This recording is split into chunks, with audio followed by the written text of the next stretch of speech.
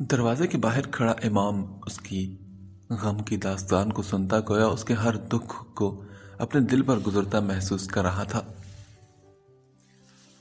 مہاجبین کو اس کی غلطی کا کتنا بڑا خمیازہ بھگتنا پڑا تھا۔ اس کی پوری فیملی تباہ ہو گئی تھی۔ پھر اگر وہ اس کے ساتھ روڈ بیہیو کر رہی تھی تو وہ غلط تو نہیں تھی۔ خود اس نے کیا کھویا تھا؟ کچھ بھی نہیں۔ اندر اب مہاجبین کے رونے کی آواز آ رہی تھی۔ امام کی تمام امیدیں چپ کی نیند سو گئی تھی۔ وہ سمجھ گیا تھا کہ ماہی اسے کبھی معاف نہیں کر سکتی۔ اتنا سب کچھ جھیلنے کے بعد تو شاید ہرگز نہیں۔ وہ اپنے آنسو ضبط کرتا مایوس قدموں سے وہاں سے ہٹ گیا تھا۔ شمسہ نے مہاجبین کو پانی پلا کر ریلیکس کر لیا تھا۔ اس کے آنسو صاف کیے اور پھر کہا، بس اب مزید نہیں رونا، بہت رو چکی ہو تم ماہی۔ شمسہ نے اسے خود سے لگاتے اس کی کمر سہلائی تھی۔ کتنے ہی لمحے خاموشی کی نظر ہوئے، اب وہ کافی پرسکون تھی۔ اپنے اندر کی تھکن، اپنے اندر کے غبار کو نکالنے کے بعد ہر انسان کافی فریش ہو جاتا ہے۔ کچھ یہی صورتحال مہاجبین کی بھی تھی۔ اپنے دل کا بوجھ اترنے سے وہ بالکل ہلکی پھلکی ہو گئی تھی۔ ماہی، تمہیں ہوا کیا تھا اور تم ہاسپٹل میں کیوں ہو؟ تمہاری صحت بھی کافی خراب ہو چکی ہے۔ لگتا ہی نہیں کہ تم وہی ہو جس ماہی کو میں جانتی ہوں۔ شمسہ اس کے ہاتھ کو ہاتھ میں تھام کر بولی، مجھے تو لگتا ہے کہ تم اپنا خیال بالکل بھی نہیں رکھتی۔ شمسہ نے اس کے چہرے پر نظر جماتے ہوئے کہا تھا۔ وہ جیسے کملایا ہوا پھول لگ رہی تھی۔ اس کی بات پر ایک کربناک سی مسکراہٹ مہاجبین کے ہونٹوں پر آئی تھی۔ اماں کے جانے کے بعد دل سے جینے کی خواہش ختم ہو گئی تھی شمسہ۔ بس میں ایک ہی چیز کا انتظار کر رہی تھی، موت کا انتظار۔ ماہی، یہ کیا کہہ رہی ہو تم؟ شمسہ کی آواز بھی کام سی گئی تھی۔ کتنے ہی لمحے خاموشی کی نظر ہوئے، پھر دوبارہ سے، دیکھو ماہی، کیا تم نے کبھی ایک پل کے لیے بھی امام کے بارے میں نہیں سوچا؟ اس سے محبت کے بارے میں نہیں سوچا؟ شمسہ نے اس کے دل کو ٹٹولا تو وہ بڑا زخمی سا مسکرائی تھی۔ ایک بات کہوں شمسہ، جب ہم اکیلے ہوتے ہیں نا تو کوئی بھی پازیٹیو سوچ ہمارے دل و دماغ میں نہیں آتی۔ ہاں، میں نے سوچا تھا امام کے بارے میں، لیکن میں نے سوچا تھا کہ وہ اچانک اپنی فیملی سے محض غائب کیوں ہو گیا؟ کیا اس نے جو نکاح کیا تھا وہ کوئی حیثیت نہیں رکھتا تھا؟ کیا اس کے دعوے جھوٹے تھے؟ اور پھر آہستہ آہستہ میرے دل میں یہ خیال جگہ بناتا گیا کہ شاید اس کی زندگی میں کوئی اور آ چکا ہو۔ شاید وہ مجھے بھول بھی گیا ہو، شاید وہ اس نکاح کو بھی بھول چکا ہو۔ میرا وجود مجھے خود اتنا غیر اہم لگنے لگا تھا کہ زندگی کا بوجھ، سانسوں کا بوجھ برداشت نہیں کر پا رہا تھا۔ اس لیے میں نے خود کو، اپنی بات کرتے کرتے وہ ایک دم رکی تو شمسہ نے پوچھا، کیا خود کو؟ بولو ماہی، تم نے کیا کیا خود کو؟ شمسہ کو بے چینی ہو رہی تھی اس کی ادھوری بات پر۔ میں نے خود کو زندگی سے آزاد کرنے کا فیصلہ کر لیا تھا۔ میں نے سلو پوائزن کا استعمال شروع کر دیا تھا شمسہ۔ اس نے سر جھکاتے ہوئے مجرمانہ سا اقرار کیا تو شمسہ کی تو جیسے چیخ نکل گئی تھی۔ او مائی گاڈ ماہی، یہ کیا کیا تم نے؟ اس کا ہاتھ اپنے کھلے منہ پر آ ٹھہرا تھا۔ ہاں شمسہ، لیکن مجھے نہیں پتا تھا کہ میرا یہ عمل مجھے امام سے ملا دے گا۔ اس کی آنکھوں میں ایک انکہا درد تھا۔ ایمرجنسی میں جب میں نے اس کی آواز سنی تو میں ایک وقت میں خوشی اور دکھ کے ملے جلے احساسات میں مبتلا ہوئی تھی۔ لمحوں کا کھیل تھا بس۔ بے ہوش ہوتے ہوئے جو آخری سوچ میرے ذہن میں آئی تھی وہ یہی تھی کہ اب میری آنکھیں دوبارہ نہیں کھلیں گی۔ لیکن میری سوچ غلط ثابت ہوئی۔ مجھے ہوش آیا مگر کچھ یاد نہیں تھا۔ ڈاکٹر نے مجھے نیند کی انجیکشن دے کر آرام کرنے کی ہدایت دی، اور دوسری بار جب مجھے ہوش آئے تو میں نے امام کو اپنے بیڈ کے قریب کھڑا پایا۔ وہ اس وقت نرس سے باتیں کر رہا تھا۔ نرس اس سے میری کنڈیشن کے بارے میں بتا رہی تھی۔ آدھی کھلی آنکھوں سے میں نے اس کے چہرے پر دکھ کے آثار دیکھے۔ کوئی ڈاکٹر اندر آیا تھا اور اسے لے کر چلا گیا تھا، اور پھر اس کے بعد میں نے یہی ری ایکشن دیا کہ مجھے کچھ یاد نہیں۔ نہ جانے میں نے اسے کیوں کیا تھا۔ شاید میں انسیکیور فیل کر رہی تھی، شاید کہیں اندر یہ بات بیٹھی تھی کہ امام کی زندگی میں کوئی اور آ چکا ہوگا، لیکن گزرتے وقت نے مجھ پر یہ ثابت کر دیا کہ وہ آج بھی وہیں اسی مقام پر کھڑا ہے۔ وہ کچھ کھوئے سے لہجے میں بولتی جا رہی تھی۔ چند لمحے پھر خاموشی چھا گئی۔ چلو خیر، چھوڑو ان باتوں کو، تم مل گئی ہو نا، تو بس میں اس پر ہی اللہ کا لاکھ لاکھ شکر ادا کر رہی ہوں ماہی۔ اب تم بس جلدی سے ٹھیک ہو جاؤ، پھر ہم تمہیں اپنے گھر لے جائیں گے جو تمہارا اصل گھر ہے۔ آخری بات شمسہ نے جان بوجھ کر کہی اور اس کی بات پر مہجبین نے بے ساختہ نظریں چراتے ہوئے مسکرا کر سر جھکایا تھا۔ شمسہ نے دل ہی دل میں اللہ کا شکر ادا کیا، کیونکہ اس کی مسکراہٹ کا مطلب تھا کہ وہ بھی اس سب کے لیے تیار ہے۔ تم سناؤ، تمہاری زندگی کیسی گزری؟ مہجبین نے بات بدلتے اس سے پوچھا۔ پھر شمسہ اسے اپنے بارے میں بتانے لگی۔ اس کی باتوں پر مہجبین کبھی ہنسنے لگتی اور کبھی حیران ہوتی۔ اسی دوران فاخر اور انیکا بھی ان سے ملنے آئے۔ اتنے دنوں میں انیکا پہلی بار آئی تھی۔ فاخر اسے امام کے بارے میں بتا چکا تھا۔ آج بھی بس زبردستی ہی آئی ہوں۔ میں نے آج اماں سے کہا کہ فون پر بات نہیں کروں گی، آج تو میں خود مہجبین سے ملنے آؤں گی۔ آج اپنے پوتا پوتی کو آپ خود سنبھالیں، اور یہ تمہارے بھائی کو تو میں نے باقاعدہ دھمکی دی تھی کہ اگر آپ مجھے نہیں لے کر گئے تو میں خود چلی جاؤں گی۔ اندر آتے ہی انیکا نے بغیر رکے بولنا شروع کر دیا تھا۔ فاخر کندھے اچکا کر اپنی بیچارگی ظاہر کر رہا تھا۔ پھر وہ بولی، کیسی ہو میری جان مہجبین؟ میں ٹھیک ہوں بھابھی، مہجبین نے مسکراتے ہوئے کہا، اور ساتھ ہی شرمندہ بھی ہوئی تھی کہ اتنی محبت کرنے والے لوگوں کے ہوتے ہوئے بھی اس نے خودکشی کرنے کی کوشش کی۔ انیکا نے آنکھوں کے اشارے سے شمسہ کے بارے میں پوچھا تو مہجبین نے کہا، یہ میری دوست ہے بھابھی، شمسہ نام ہے ان کا۔ اوہ، وہی شمسہ امام کی بہن؟ انیکا نے کچھ جوش سے کہا تو مہجبین اس کے انداز پر ہنس پڑی۔ Nice to meet you Shamsa. Anika نے گرم جوشی سے ہاتھ ملایا۔ لگتا ہے امام کافی فیمس ہے، شمسہ نے بھی مسکراتے ہوئے کہا تھا، اور پھر باتوں کا ایک نہ ختم ہونے والا سلسلہ ان تینوں کے درمیان شروع ہو گیا تھا۔ مہجبین ان کی باتیں مسکراتے ہوئے سن رہی تھی اور ان کا جواب بھی دے رہی تھی، کیونکہ وہ بہت عرصے بعد اس ڈپریشن سے باہر آئی تھی۔ کچھ دیر بعد اسے ہاسپٹل سے ڈسچارج کیا جا رہا تھا۔ ان 2 دنوں میں امام ایک بار بھی نہیں آیا تھا۔ وہ اسے ایک آزاد فیصلہ کرنے کا موقع دینا چاہتا تھا۔ اس نے مطمئن نگاہوں سے ہاتھ میں پکڑے اس لفافے کو دیکھا۔ ہاں، وہ وہاں جانے سے پہلے اسے جواب دینا چاہتی تھی، اس کی سزا کو ختم کرنا چاہتی تھی، اسے آس اور امید کی ایک ڈور تھمانا چاہتی تھی۔ اس وقت فاخر تمام فارمیلٹیز پوری کر کے آ چکا تھا۔ ڈاکٹر سے اس کا ڈائٹ چارٹ ڈسکس بھی کر چکا تھا۔ خالہ نے گھر سے مہجبین کے لیے سوٹ بھجوایا تھا جو فاخر اسے چینج کرنے کے لیے دے چکا تھا۔ اپنا سوٹ تبدیل کرتے ہی اس نے فاخر سے کہا، فاخر بھائی، کیا میں امام سے ملنے جاؤں؟ پتہ نہیں وہ اجازت مانگ رہی تھی یا بتا رہی تھی۔ فاخر نے اپنی مصروفیت چھوڑ کے اسے حیران نظروں سے دیکھا تو وہ کنفیوز ہو گئی۔ گویا فاخر کے اس دن سمجھانے کا اس پر کچھ تو اثر ہوا تھا۔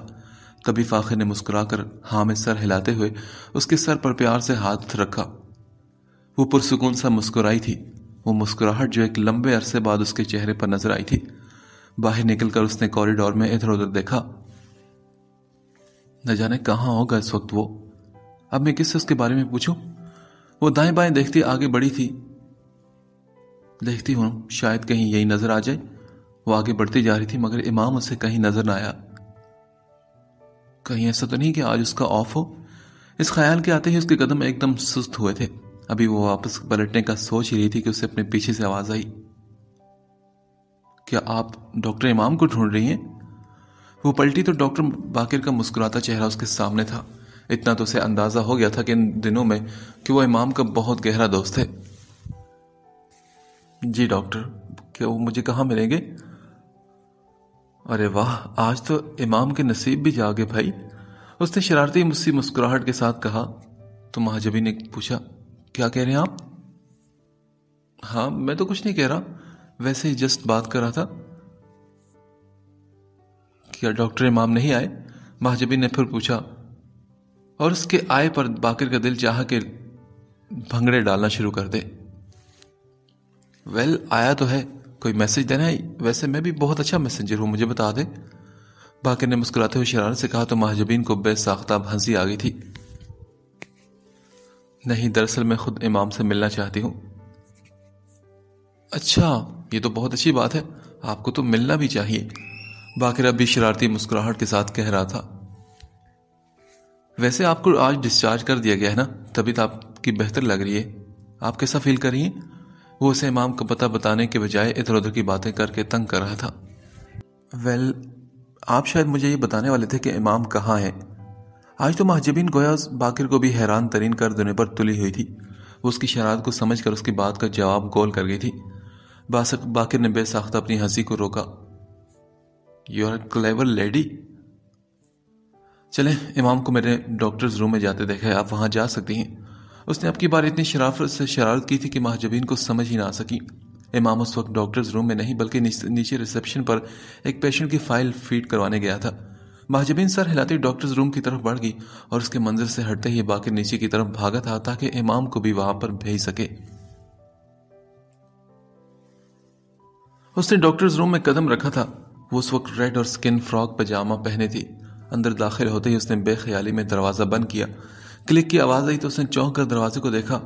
یہ ساؤنڈ پروف گلاس ڈور تھا۔ چند لمحے اسے دیکھنے کے بعد وہ پلٹ کر آگے بڑھی تھی۔ کمرے میں ایک عجیب سی بدبو محسوس ہوئی جیسے پلاسٹک کے جلنے کی ہوتی ہے۔ کچھ دھواں سا بھی محسوس ہوا لیکن اس نے کوئی خاص توجہ نہ دی۔ اس کی نظریں امام کو تلاش رہی تھی مگر آگے بڑھنے پر بھی اسے امام کہیں بھی نظر نہ آیا۔ پورا کمرہ خالی تھا۔ اس نے سوچا ہو سکتا ہے کہ وہ فریش ہونے گیا ہو۔ وہ دیوار پر لگے چارٹس کو دیکھنے لگی۔ 10 منٹ بعد بھی جب امام کہیں سے بھی نہ آیا تو وہ چونک اٹھی۔ آگے بڑھ کر اس نے واش روم کا دروازہ کھولا تھا پر وہ بھی خالی تھا۔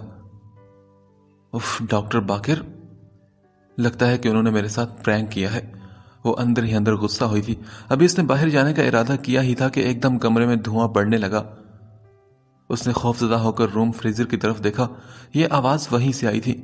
اس سے پہلے کہ وہ سنبھلتی ایک زوردار دھماکہ ہوا تھا اور اس دھماکے کے ساتھ ہی محجبین کی چیخ بھی بلند ہوئی تھی۔ امام، یار امام بات سن۔ باقر تقریباً اڑتا ہوا اس کے سر پر پہنچا تھا۔ امام کے ہاتھ سے فائل چھوٹتے چھوٹتے بچی۔ فائل کو سنبھال کر اس نے باقر کو گھورا اور کہا، behave yourself doctor Baqir. ارے میرے بھائی، میرے بیہیوئر کو چھوڑو اور ابھی ڈاکٹرز روم میں پہنچو کیونکہ مسز امام وہاں پر تمہارا ویٹ کر رہی ہیں۔ باقر نے اسے یہ اطلاع دی تو امام نے حیرت سے اسے دیکھا۔ ماہی اور میرا انتظار؟ مذاق تو مت کرو یار۔ اس نے باقر کی بات کو نان سیریس لیا تھا اور پھر وہ کاؤنٹر کی طرف مڑا تو باقر نے کہا، میں سچ کہہ رہا ہوں یار، پلیز۔ امام اب اسے مشکوک نگاہوں سے دیکھ رہا تھا۔ یار تیری قسم، مجھے وہ رستے میں ملی، وہ تجھے ڈھونڈ رہی تھی۔ میں نے کہا کہ امام ڈاکٹرز روم میں ہے۔ اب انہیں یہ تو نہیں کہہ سکتا تھا کہ امام نیچے کاؤنٹر پر ہے۔ کتنا آکورڈ لگتا نا، تم دونوں یہاں کھڑے ہو کر بھلا کیا بات کرتے؟ اور ویسے بھی انسان کو تھوڑی پرائیویسی بھی چاہیے ہوتی ہے۔ باقر نے شرارت سے آنکھیں مٹکا کر کہا تو امام کو ہنسی آ گئی تھی۔ ماہی مجھ سے کوئی پرائیویٹ بات کر ہی نہ لے، وہ تو ضروری بات بھی نہیں کرتی اور تو کہہ رہے کہ پرائیویٹ باتیں کرے گی۔ امام نے سر جھٹکا جیسے اسے اپنی قسمت پر یقین ہی نہ ہو۔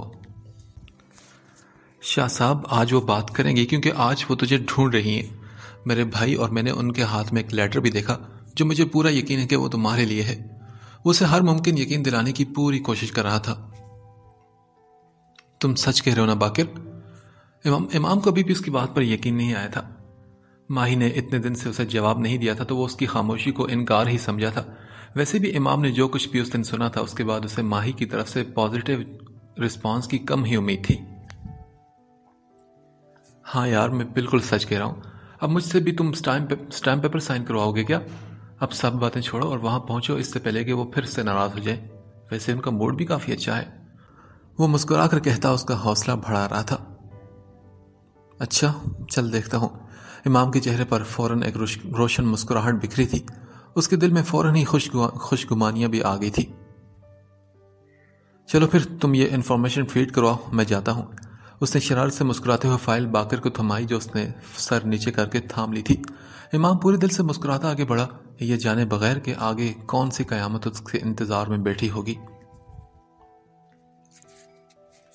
خوشگمان سے امام نے جب کوریڈور میں قدم رکھا جس میں ڈاکٹرز روم تھا تو اس کے مسکراتے لب آہستہ آہستہ سکڑ گئے تھے۔ سامنے کا منظر کچھ سمجھ نہیں آ رہا تھا اسے۔ ڈاکٹرز روم کے دروازے کے باہر رش تھا اور یہ رش کیوں تھا اس کا دل نیچے ہی نیچے ڈوبا تھا۔ دھڑکن کی آواز مدھم ہوتے ہوئے بھی اس کے کانوں میں گونج رہی تھی۔ اس آواز نے جیسے ہر آواز کو گم کر دیا تھا۔ ڈاکٹرز روم میں تو ماہی تھی، اس کے انتظار میں بیٹھی۔ اس خیال نے اس کے قدموں میں بے چینی سی بھر دی تھی۔ وہ بے ساختہ لوگوں کو چیرتا ہوا آگے بڑھا اور دھک سے رہ گیا، کیونکہ دروازے کے پار ماہ جبین تھی۔ دروازے کو بری طرح پیٹتی وہ زور زور سے کھانس رہی تھی۔ اس کے پیچھے ہی کمرے میں زہریلا سا دھواں بھی نظر آ رہا تھا۔ ماہی! وہ تڑپ کر آگے بڑھا اور دروازے کا ہینڈل گھما کر اسے کھولنے کی کوشش کی۔ ماہ جبین نے اسے دیکھ لیا تھا۔ اس کی آنکھوں میں بڑا ہی بے بس سا تاثر ابھرا تھا۔ پلکوں پر ٹھہرا نمکین پانی اس کے رخساروں کو بھگونے لگا تھا۔ اس کے لبوں نے بھی حرکت کی۔ امام! ماہی کی دروازہ کھولو! امام نے دروازے کو بری طرح ہٹ کیا، ہاتھ سے جیسے گلاس توڑ دینا چاہتا ہو۔ شارٹ سرکٹ ہوا ہے، آٹومیٹک ہونے کی وجہ سے دروازہ بھی لاک ہو چکا ہے۔ ٹیکنیشین کوشش کر رہے ہیں پوری، لیکن دروازہ کھل ہی نہیں رہا۔ لیکن اس وقت اس کی ساری توجہ ماہ جبین پر تھی۔ اس کی آنکھوں میں حسرت سی ابھر رہی تھی۔ وہ اب مرنا نہیں چاہتی تھی، وہ تو جینا چاہتی تھی امام کے ساتھ۔ یہ تحریر بڑی ہی صاف لکھی تھی اس کی آنکھوں میں۔ وہ روتے ہوئے مسلسل اس کا نام لے رہی تھی، مگر درمیان میں حائل یہ شیشے کی دیوار جیسے زندگی اور موت کو علیحدہ کر رہی تھی۔ اس پار موت تھی اور اس پار زندگی۔ وہ اسے اس پار لے کر آنا چاہتا تھا۔ کیسا لمحہ بے بسی اور بے کسی کا تھا کہ وہ اس کے سامنے پل پل مر رہی تھی اور وہ کوشش کے باوجود اسے بچا نہیں پا رہا تھا۔ اس نے تڑپ کر ایک اور کوشش کی تھی۔ دوسری طرف ماہ جبین کے بھی تاثرات آہستہ آہستہ ساکت ہوتے جا رہے تھے۔ اس کی آنکھیں بند ہو رہی تھی اور وہ تبھی لہرا کر زمین پر گری۔ امام پوری قوت سے اس کا نام پکارتے ہوئے چیخا اور پھر ہاتھ گلاس ڈور پر مارا تھا، مگر وہ دروازہ ویسے کا ویسا ہی رہا، اور یہی وہ لمحہ تھا جب کلک کی آواز ہوئی اور دروازہ کھل گیا۔ نہ جانے آج امام کی کون سی نیکی اس کے کام آئی تھی جو ماہی کی زندگی بخش دی گئی تھی۔ سب کو پیچھے کر کے وہ فوراً اندر داخل ہوا، دھوئیں کی پرواہ کیے بغیر۔ گھٹنوں کے بال اس کے پاس زمین پر بیٹھتے ہوئے امام نے اس کا سر اپنے گھٹنے پر رکھ کر اس کا چہرہ تھپ تھپایا۔ ماہی اٹھو، دیکھو میں آ گیا ہوں۔ وہ مکمل بے ہوش تھی، شاید دم گھٹنے کی وجہ سے۔ اس نے ہاتھ تھام کر اس کی نبض چیک کی تو وہ بہت ہی آہستہ چل رہی تھی۔ امام کو تو اپنی نبض بھی اس کے ساتھ ہلکی ہوتی محسوس ہوئی۔ وہ اس پر جھکا، اسے پکارتا جا رہا تھا اور ساتھ ہی اس نے اسے بازو میں بھی اٹھا لیا تھا۔ دروازہ کھلنے کی وجہ سے دھواں کوریڈور میں پھیل گیا تھا، جس کی وجہ سے دروازے کے آگے موجود رش بھی ہٹ گیا تھا۔ وارڈ بوائے اسٹریچر گھسیٹتے ہوئے لے کر آئے تھے۔ امام نے ماہ جبین کو اسی پر لٹایا۔ فوراً ہی اس کے چہرے پر آکسیجن ماسک لگاتے اسے ICU کی طرف لے جایا گیا تھا۔ امام اس کے اسٹریچر کے ساتھ ساتھ ہی بھاگ رہا تھا، مسلسل اس کا چہرہ تھپ تھپاتا اسے ہوش میں لانے کی کوشش بھی کر رہا تھا۔ اطلاع ملتے ہی فاخر اور باقر بھی بھاگتے بھاگتے وہاں پہنچے تھے۔ امام اس کے ساتھ ICU میں گیا تھا اور باقر بھی اس کے پیچھے داخل ہوا تھا۔ ساری نرسز الرٹ تھی، وہ نرسز کو مختلف ہدایات دے رہا تھا۔ باقر نے اس کا ماسک درست کرتے ہوئے اس کے بازو میں انجیکشن لگایا۔ امام نے مختلف مشینز اس کے ساتھ اٹیچ کر لی تھی۔ ڈاکٹر رضوان بھی ان دونوں کو اس دوران جوائن کر چکے تھے۔ Condition is under control, good job doctor امام۔ شکر ہے کہ آج آپ بے ہوش نہیں ہوئے، ورنہ آج پھر پیشنٹ کے بجائے مجھے آپ کو اٹینڈ کرنا پڑتا۔ ڈاکٹر رضوان نے اس کے کندھے پر ہاتھ رکھتے اسے ریلیف کرنے کے لیے ہلکا پھلکا سا مذاق کیا تو وہ ہنس پڑا۔ تھینک یو سو مچ سر۔ ارے ایسے کیسے؟ تھینک سے تو کام نہیں چلے گا، تمہیں ہمیں اپنی ویڈنگ پر بلانا پڑے گا۔ ان کا انداز ابھی بھی شرارتی سا تھا۔ امام نے مسکراتے ہوئے سر جھکایا اور بولا، ضرور سر، انشاءاللہ۔ ساتھ ہی اس نے ایک نظر ماہ جبین پر ڈالی تھی۔ لسن امام، ان کا خیال رکھنا، کیونکہ یہ صحیح رہیں گی تو ہمارا امام بھی مسکراتا رہے گا، ٹھیک ہے نا؟ انہوں نے اس کا کندھا تھپکتے اسے حوصلہ دیا، ورنہ کچھ دیر پہلے اس کی حالت دیکھ کر اس کی اپنی حالت کافی خراب ہو چکی تھی۔ ان کی بات پر وہ مسکرایا۔ ڈاکٹر باقر، چلیں بھائی، اب یہاں صرف ڈاکٹر امام ہی کافی ہوں گے ان کے لیے۔ ڈاکٹر رضوان نے پھر سے شرارت سے کہا تو باقر بھی ہنس دیا۔ And good luck my friend. Doctors room نہ صحیح، ICU صحیح، ایک ملاقات کے لیے۔ باقر نے بھی جاتے جاتے ایک شرارت اس کے کان میں انڈیلی تھی۔ امام نے مسکراتے ہوئے گھوری سے اسے نوازا۔ ان کے جانے کے بعد وہ ماہ جبین کے بیڈ کے قریب چلا آیا تھا۔ کیوں ماہی، ہر بار تو مجھے ایسی حالت میں کیوں مبتلا کر دیتی ہو کہ جیسے جان نکل گئی ہو؟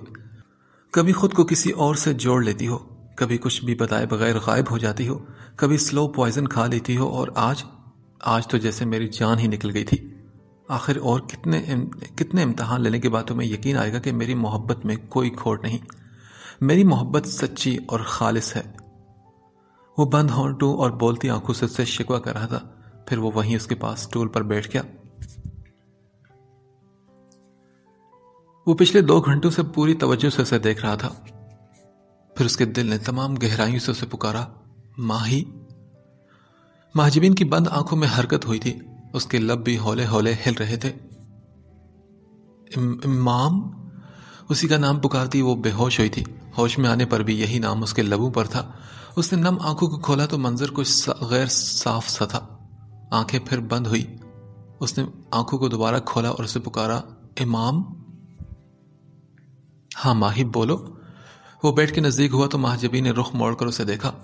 قدرت نے اسے کیسا جھٹکا دیا تھا۔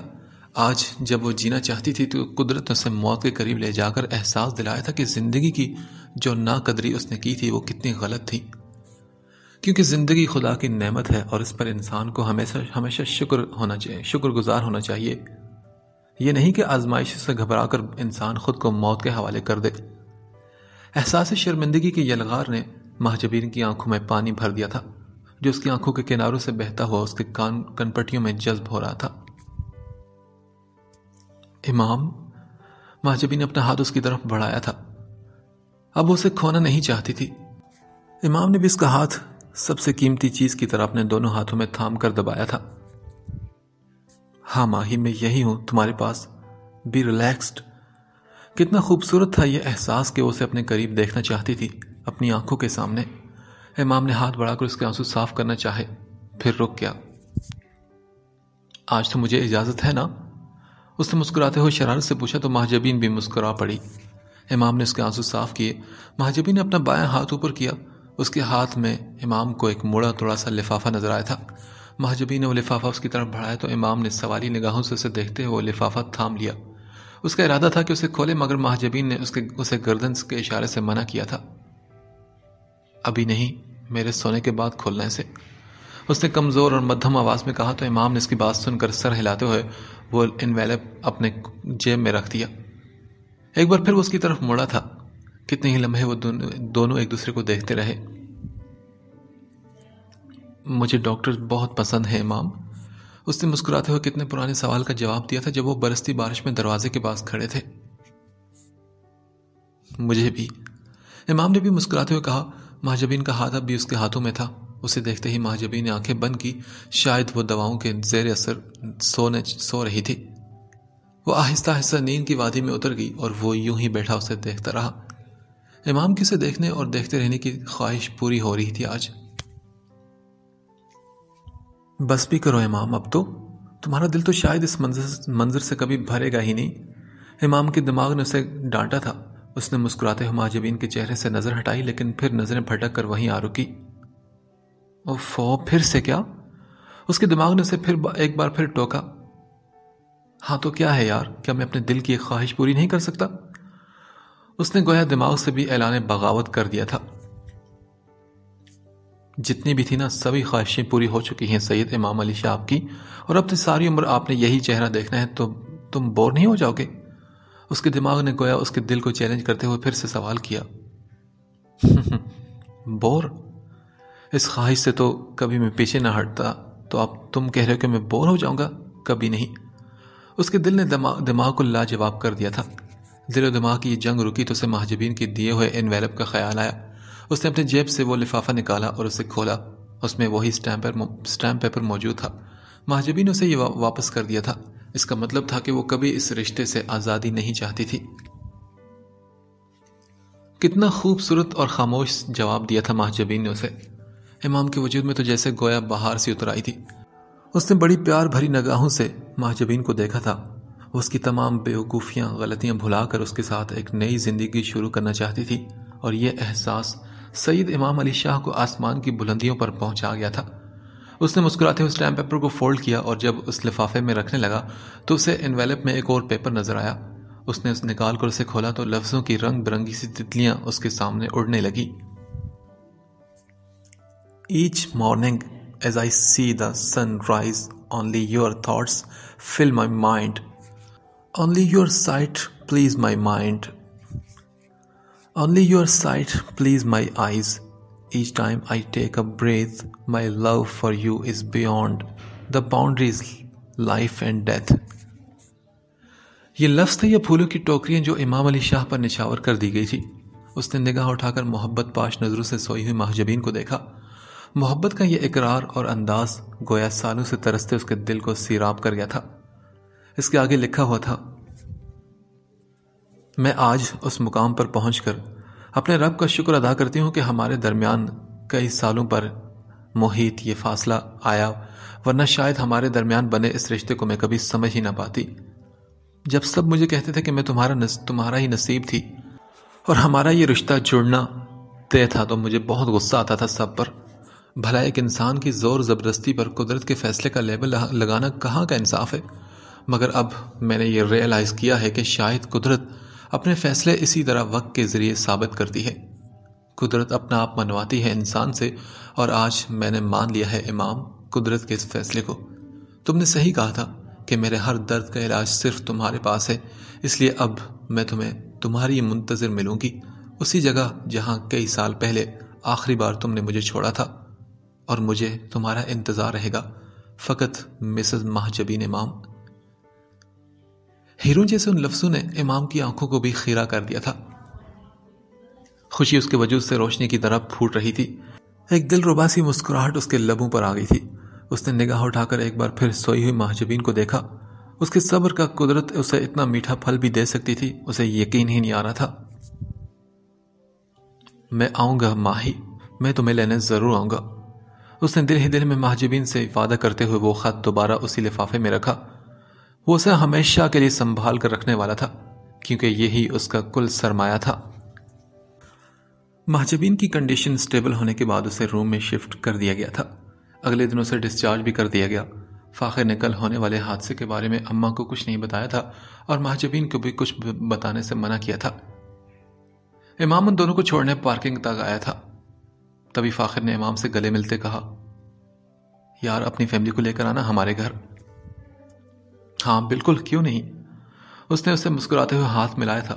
فاخر اسے ملنے کے بعد ڈرائیونگ سیٹ پر جا بیٹھا. تبھی امام مہجبین کی طرف مڑا: اپنا خیال رکھنا، بہت سارا ماہی. اس کی آنکھوں میں بکھرے رنگ بہت ہی پرکشش تھے. مہجبین نے مسکراتے ہوئے سر ہلایا اور خدا حافظ کہہ کر فرنٹ سیٹ پر بیٹھ گئی. امام نے انہیں ہاتھ ہلاتے ہوئے الوداع کیا اور کار مین گیٹ سے نکلتے ہی وہ اندر جانے کے لیے مڑ گیا تھا. گھر پہنچتے ہی خالہ نے سب سے پہلے اس کا صدقہ دیا تھا. انہیں تو اب تک علم ہی نہیں تھا کہ وہ جو دوا مہجبین کو دیتی رہی تھی وہ تو ایک زہر تھا. مہجبین کو فاخر اپنے گھر لے آیا تھا. کمرے میں پہنچ کر مہجبین نے پہلے شاور لیا اور پھر وضو کر کے نفل ادا کیے. سجدے میں جھک کر اس نے اپنے رب سے گڑ گڑا کر اپنے گناہ کی معافی مانگی تھی، کیونکہ وہ کون ہوتی تھی کہ اپنے رب کی عطا کرتا نعمت کو ختم کرنے والی. بہت سارا رونے کے بعد اسے سکون آ گیا تھا. شام میں امام کے گھر والے بھی ملنے آئے تھے اس سے. امام کی ماما تو کتنی ہی دیر اسے گلے لگائے پیار کرتی رہی. بالآخر اب ان کی بیٹی کی زندگی، ویران زندگی میں بھی بہار آنے والی تھی. لیٹ می ٹیل یو، ماما نے تمہارے مل جانے کی بہت دعائیں کی ہیں. آخر انہیں اپنے پوتے کے پوتے بھی تو کھلانے تھے. شمس اس کے کان میں گھس کر بولی تو وہ بلش ہوگی اور سب کی موجودگی کے باعث وہ ڈھنگ سے اسے گھور بھی نہ سکی تھی. سنو، امام نے تمہارے لیے ایک میسج دیا ہے. شمسہ شرارت سے مسکراتے اس کے چہرے پر بکھرے رنگوں کو دیکھ رہی تھی. مہجبین نے اسے سوالی نگاہوں سے دیکھا تو وہ بولی: وہ کہہ رہا تھا کہ وہ تمہیں لینے ضرور آئے گا. اب یہ پتہ نہیں کون سا کوڈ ورڈ ہے. اس نے کہا کہ یہ کہنا ماں ہی سمجھ جائے گی میری بات کو. تو تم سمجھ گئی ہو نا؟ شمسہ اب بھی مسکرا کر کہہ رہی تھی. مہجبین نے ہاں میں سر ہلایا. واو، اس کا مطلب کہ ہاسپٹل میں تم دونوں نے بہت انجوائے کیا ایک دوسرے کی کمپنی کو، ہے نا؟ شمسہ نے پھر سے شرارت بھرے لہجے میں کہا تو مہجبین شرما کر بولی: شمسہ پلیز. اچھا ٹھیک ہے یار، ویسے میں بہت خوش ہوں ماہی، تم دونوں کے لیے بہت زیادہ خوش. شمسہ نے اس کے کندھوں کے گرد بازو پھیلاتے اسے خود سے قریب کر لیا تھا. مہجبین نے بھی دل ہی دل میں اپنے رب کا پھر سے شکر ادا کیا تھا. مجھے معاف کر دو مہجبین، میں نے تم پر بہت ظلم کیا، تم سے ویسے ہی دشمنی رکھی، تم پر بہتان لگایا، لیکن میں نے جو بویا وہ میں پورا کاٹ رہی ہوں. اس وقت وہ اپنے پرانے گھر کے صحن میں کھڑی تھی. آسمان پر بادل چھائے ہوئے تھے۔ ایک ایک پیسہ جوڑ کر اس نے اپنے ابا کا یہ گھر واپس خریدا تھا پچھلے سال، اور جب وہ فاخر کے ساتھ یہاں رینوویشن کے کام کے لیے آئی تھی تو آئمہ اس سے ملنے آئی تھی، بہت ہی برے حال میں۔ اسی صحن میں کھڑے ہو کر وہ اپنی فرعونیت دکھایا کرتی تھی، اور یہی صحن آج اس کے جڑے ہاتھوں کو گواہ بھی بنا تھا۔ جو شک کا بیج میں نے تمہارے لیے تمہارے بھائی کے دل میں بویا تھا، وہ آج میرے لیے ہی قاتل بنا ہوا ہے مہاجبین۔ وہ بہت شکی مزاج ہو چکا ہے، میرے پاس سے اگر ہوا بھی گزر جائے تو مجھے وہ دھنک کر مارتا ہے۔ میرے اپنے کزنز رشتہ داروں سب سے ملنا جلنا اس نے بند کر دیا ہے۔ اس نے مجھے قیدی کی طرح رکھا ہوا ہے، اور وہ مجھے بے اولادی کا طعنہ بھی دیتا ہے۔ وہ مجھ سے کہتا ہے کہ وہ دوسری شادی کر لے گا۔ میں بہت تکلیف میں ہوں مہاجبین، تم مجھے پورے دل سے معاف کر دو تو شاید مجھے ان تکلیفوں سے نجات مل جائے۔ یہ کہتے وہ اس کے پاؤں میں بیٹھ گئی تھی۔ مہاجبین بے ساختہ پیچھے ہٹی۔ بھابھی، میں نے آپ کو معاف کیا۔ اس دن بھی مہاجبین نے یہی کہا تھا، اور آج بھی اس کے منہ سے یہی بات نکلی۔ اس نے گہری سانس لے کر آسمان کی طرف دیکھا۔ یا اللہ، آپ بھی مجھے معاف کر دیجیے گا، میں تو خود اتنی گناہ گار ہوں، میں بھلا کسی اور کو کیا معاف کروں گی۔ اب وہ اپنے رب سے باتیں کر رہی تھی، اور پھر آہستہ سے چلتی وہ پھولوں کی باڑ کے پاس آ کر رکی۔ انہیں یہاں آئے 2 دن ہو چکے تھے۔ کل رات خالہ نے امام کی ماما کو کال کر کے شادی کی تاریخ طے کرنے کے لیے بلایا تھا۔ وہ لوگ اب کسی بھی وقت پہنچنے والے تھے۔ امام کا خیال آتے ہی اس کے لب خود بخود مسکرائے تھے۔ وہ پھولوں پر ہاتھ پھیرتی آگے بڑھتی گئی اور صحن کے کونے میں پہنچ گئی تھی کہ تبھی باہر کار کا ہارن سنائی دیا اسے۔ پھر چند لمحوں کے بعد گھر کا دروازے کا لاک گھوما تھا۔ دروازہ کھول کر شمسا اندر داخل ہوئی تھی۔ دروازے کی آواز پر اندر سے خالہ اور انیکا بھابھی باہر آئی تھی۔ فاخر اس وقت کچھ سامان لینے باہر گیا تھا۔ شمسا کے ساتھ اس کے بچے اور ماما اور بابا تھے۔ امام نہیں تھا۔ اسے نہ پا کر اس کا دل خواہ مہا اداس ہوا۔ وہ سب اندر جا چکے تھے۔ انیکا نے بھی اسے اندر آنے کا اشارہ کیا تو وہ اداس قدموں کے ساتھ اندر کی طرف بڑھی تھی کہ تبھی اس نے دروازہ دوبارہ کھلتا ہوا محسوس کیا۔ اس کے قدم وہیں تھم گئے اور اس نے پلٹ کر دیکھا تو ننھی شمائل ایک چھوٹی سی پھولوں کی باسکٹ اٹھائے اندر داخل ہو رہی تھی۔ نیوی بلو نیٹ کی فراک پر 2 پونیاں بنائے وہ کوئی ننھی پری ہی لگ رہی تھی۔ مہاجبین کے چہرے پر ایک بڑی سی مسکراہٹ آئی۔ شمائل کے پیچھے ہی امام نے بھی اندر قدم رکھے۔ نیوی بلو رنگ کی شلوار قمیض پر اس نے اسی طرح کی ویسٹ کوٹ پہنی ہوئی تھی۔ اس کی اجلی رنگت پر یہ رنگ بہت ہی جچ رہا تھا۔ مہاجبین کو دیکھ کر اس کے لبوں پر ایک بڑی دلکشا سی مسکراہٹ پھیلی تھی۔ اس نے جھک کر ننھی شمائل کو گود میں اٹھایا اور مضبوط قدم اٹھاتا مہاجبین کے بالکل سامنے آ کر کھڑا ہو گیا، بالکل ویسے ہی جیسے وہ پہلے دن مہاجبین کے سامنے کھڑا تھا۔ تو مہاجبین نے آنکھیں پھاڑ کر اسے دیکھا تھا۔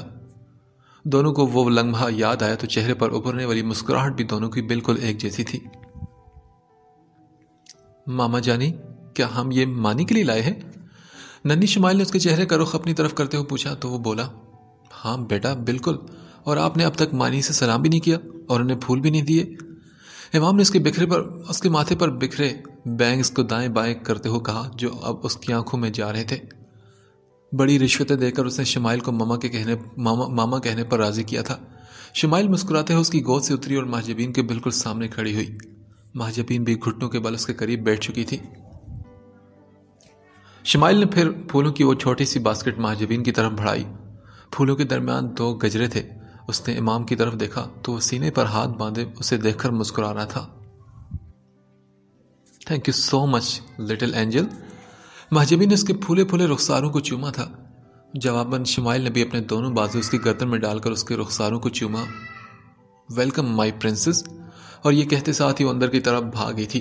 مہاجبین کے چہرے پر ہلکی سی سرخی پھیل گئی اور اس کی نگاہیں جھک گئی تھی۔ امام نے بھی دلچسپ نظروں سے اسے دیکھا اور پھر اس کے آگے اپنا دایاں ہاتھ پھیلایا اسے اٹھنے میں مدد دینے کے لیے۔ مہاجبین نے اپنا ہاتھ اس کے ہاتھ میں دیا اور اٹھ کھڑی ہوئی، البتہ اس کی نگاہیں ابھی بھی جھکی ہوئی تھی۔ امام نے باسکٹ میں سے گجرے اٹھا کر اس کے ہاتھوں میں ڈالے۔ دیکھ لو، آج میرے دل کی کتنی پرانی خواہش بالآخر پوری ہو گئی ہے۔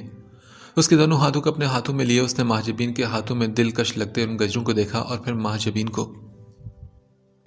ان کی زندگی کی بہاریں لوٹ آئی تھی اور اب کی بار ٹھہر بھی گئی تھی ہمیشہ کے لیے، اور ان خوابوں کے پیوپاریوں نے کچھ نئے خواب بھی دیکھنا شروع کر دیے تھے۔ ویسے ایک مزے کی بات بتاؤں؟ امام کو جیسے کچھ یاد آئے تو مہاجبین نے مسکراتے اسے دیکھا۔ میں نے پہلی ملاقات میں مہاجبین فروخ کو ایک نک نیم دیا تھا، کیا تم سننا چاہو گی؟ امام اب شرارتی سا مسکرا رہا تھا۔ مہاجبین کی مسکراہٹ سمٹی اور اس کے ماتھے پر بل پڑے۔ اچھا بتاتا ہوں، میں نے تمہیں نک نیم دیا تھا اور وہ تھا لالچی۔ یہ بتا کر وہ ہنسنے لگا تو مہاجبین نے اسے گھورا اور بولی، فیری فنی۔ ویسے ایک مزے کی بات میرے پاس بھی ہے۔ اس نے جسے امام سے بدلہ لیتے ہوئے کہا تو وہ بولا، اور ریلی کیا، بتاؤ نا۔